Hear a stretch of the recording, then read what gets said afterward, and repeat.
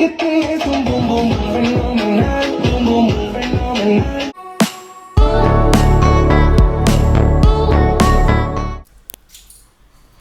na nga ba ang pinagkakaabalahan ng isang IZ Trezona ngayon? Ngayong trending nga sila sa nakaraang concert show ng SB.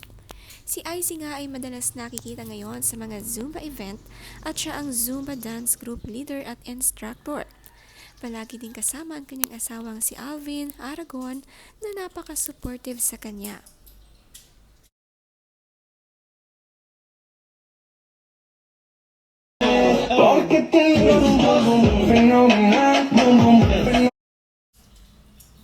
Umakyat nga ng stage itong si Alvin sa kalagitnaan ng sayaw ni na IZ at i-video ang asawa. Proud na proud at laging kasama ni IZ sa mga Zumba nito. Si IZ nga ay 43 years old at si Alvin ay 36. 7 taon nga ang tanda ni IZ sa kanyang asawa at magkasundo naman nga sila. Taong 2012 nga sila ikinasal.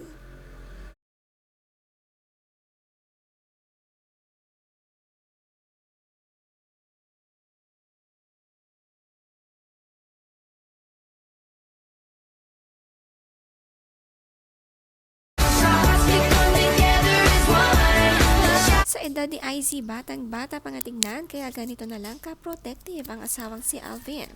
February 18, 2012 sila ikinasal, ngayon nga kanilang anniversary at 14 years na nga silang kasal. At going strong ang kanilang samahan.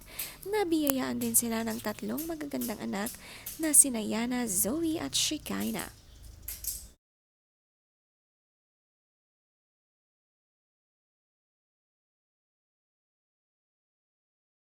Han! Kuti. Buti na lang tama yung binili kong regalo. Han, may regalo ako sa'yo! Han, may regalo ako sa'yo. Narinig kita eh. Oo, tinanggal ko na sa box. Halata naman eh. Halata naman eh. Fuck you. Tamang-tama. Kasi yung alikabok, Naku, malakas ang suction yan. malakas ang try na natin. Tapos, yung ilaw.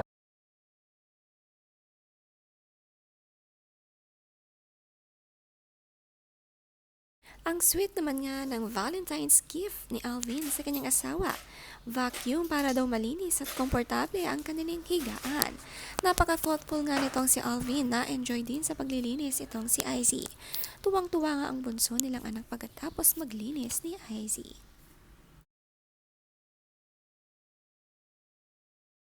Nagkate.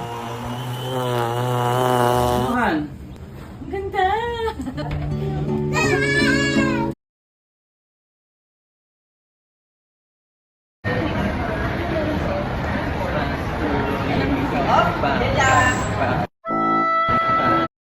At dahil madalas ngang sumayaw si IZ, minsan nai-injured.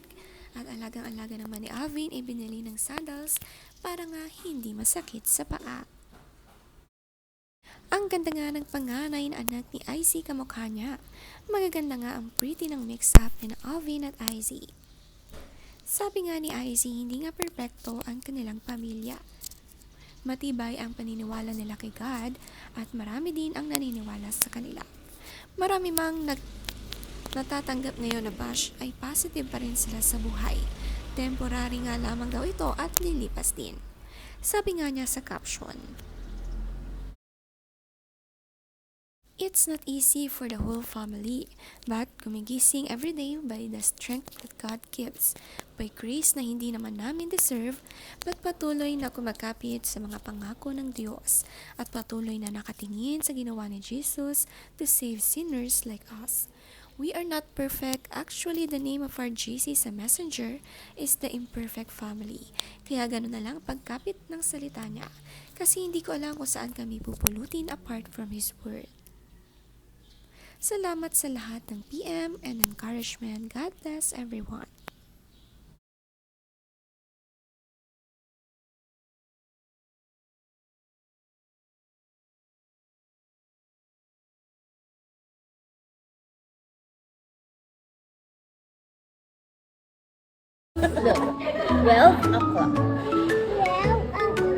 Ang bunso nga nila ay kamukhang-kamukha ni Daddy Alvin. Kaya naman ang saya-saya ni Icy kapag napapasaya ang bunso. Sinurprise nga ni Alvin ng anak, binilhan ng Jollibee watch. Priceless ang reaksyon at talagang nagustuhan nito.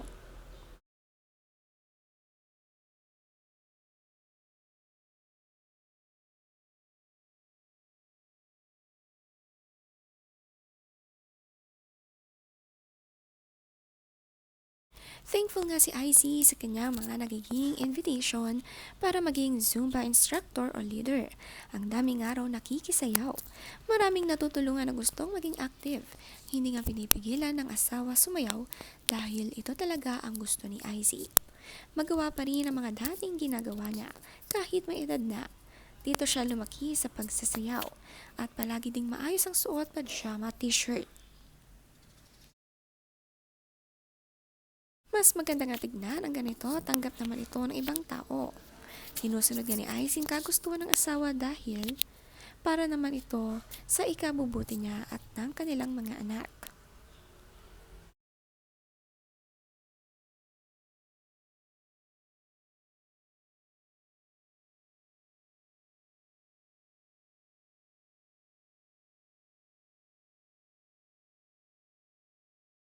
Post nga ni Ice ngayong araw, "Thank you Lord in every season that we have.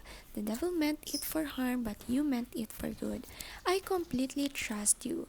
Hashtag temporary season. Hashtag new day."